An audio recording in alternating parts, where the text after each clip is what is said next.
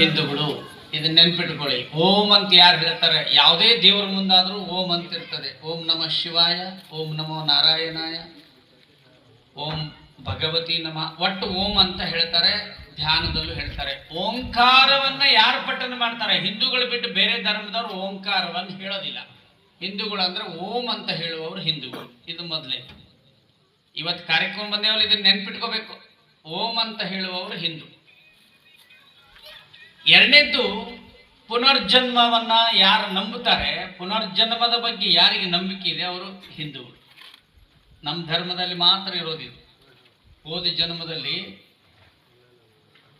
ಜನ್ಮದಲ್ಲಿ ಏನು ಕರ್ಮ ಮಾಡಿದ ನೋಡಿ ಅವನು ಹೆಂಗ್ ಹುಟ್ಟ್ಯಾನೆ ಅಂತಾರೆ. ಚೆನ್ನಾಗಿದ್ದ ಅಂದ್ರೆ ಏನಂತಾರೆ, ಹೋದ ಜನ್ಮದಲ್ಲಿ ಏನು ಪುಣ್ಯ ಮಾಡಿದಾನೋ ಅದಕ್ಕೆ ಅವನು ಎಷ್ಟು ಚೆನ್ನಾಗಿದ್ದಾನೆ ಅಂತಾರೆ. ಈಗ ಯಾರು ತಪ್ಪು ಮಾಡ್ತಾ ಇದ್ರೆ ಮಾಡಪ್ಪ, ಮುಂದಿನ ಜನ್ಮದಲ್ಲಿ ಕರ್ಮ ಬರ್ತದೆ ಅಂತ ಹೇಳ್ತಾರೆ. ಇದು ಹಿಂದೂ ಧರ್ಮದಲ್ಲಿ ಮಾತ್ರ ಇದೆ. ಎರಡನೇದ್ದು,